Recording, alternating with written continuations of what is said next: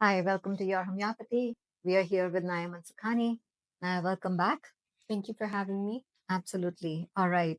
So, talk to me about your EMT journey.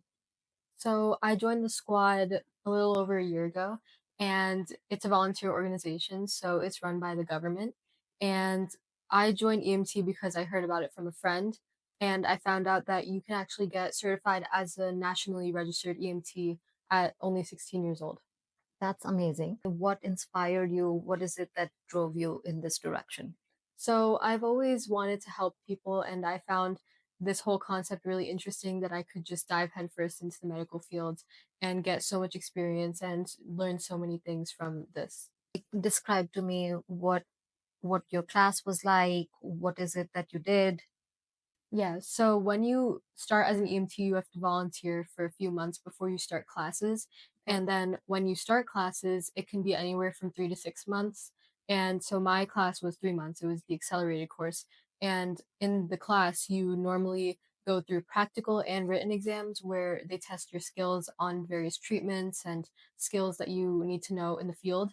And I went through so many tests and so many quizzes, and I had to study every single night because it was a really rigorous class. So, you are now certified in BLS as well as CPR. Yeah, so the initial requirement before even taking EMT class is to get certified in BLS, which is basic life support, and CPR. And once you have those basic certifications, then you can go on to become a EMT. All right. And was there any particular incident in your childhood that inspired you to head in this direction? Yeah, actually, one of the very first interactions I had with EMTs was when I saw them carrying my mother out when she had a very traumatic injury happen to her, and she was basically bleeding, and the EMTs had to come and take her on a stretcher and save her life. And it was really jarring to see that as a kid. It was very first traumatic incident that I've seen, and I wasn't really expecting it, but when my mom came back safe and sound, it made me realize how important EMTs are. Right. They are definitely our first line of defense. And we did go to the hospital. There was a little bit of trauma there. And I do want to give a shout out to Dr. Fox, who is definitely somebody who gave me a second chance and my family a second chance. So this one's for you, Dr. Fox. So that inspired you. What kind of calls you go to? Can you describe one of the calls that sticks out?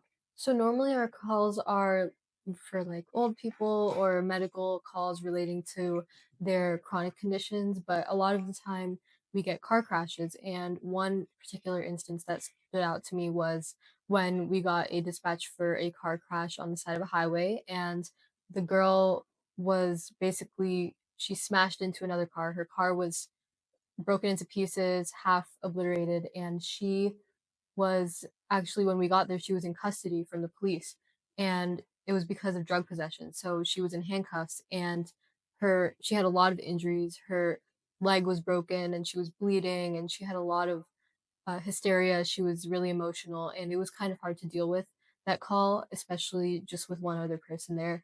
And it was really eye-opening to see that, and just helping soothe her because she was dealing with a lot of trauma, and seeing what she had to go through was really interesting for me. Okay. You said that most of the calls are not quite this traumatic. Yeah, a lot of the calls are just people who call because they want to be precautionary, but we also get calls that are kind of out of the norm, like say withdrawals from drugs or diabetic seizures or something like that. Okay. What is your favorite part of the job? I really love helping people. I think it is so rewarding, and I also love the adrenaline rush when each call goes out. I think it's really fun, and it's something that you don't really know what's coming next, so it's kind of enriching. And I also love wearing a uniform. I think that it kind of was the piece I was missing all along, and it feels really good to feel put together and like Belong to myself. something. Yeah, Yeah. belong to something. I really love the community that I've created with this. That's awesome.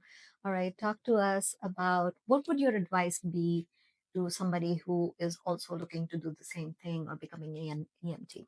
I would say that if you're in the class phase, definitely try and prioritize that. I get that it's hard if you are in high school like I am when I took the classes, but it's definitely really rewarding to come out of it and become an EMT, and you should really prioritize that and make sure that you're learning every single thing.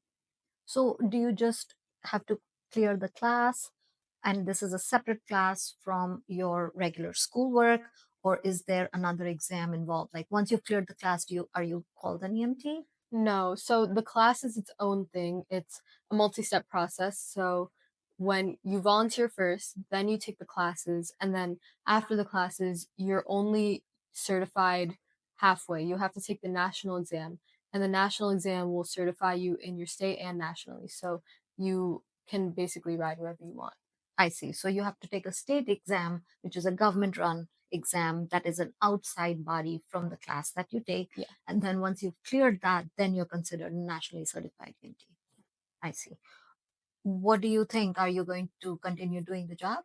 I definitely will. I love being an EMT. It's really fun and it's really exciting to help people every day and make a difference in their lives. So I definitely will. Okay.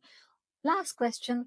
Talk to me. You want to be an EMT and you do want to do that as a regular thing. Plus, you do want to be a homeopath. How do the two kind of relate to each other? They're two very separate things. Well, of course, they both focus on the path of healing, but it's also working really closely with your patients.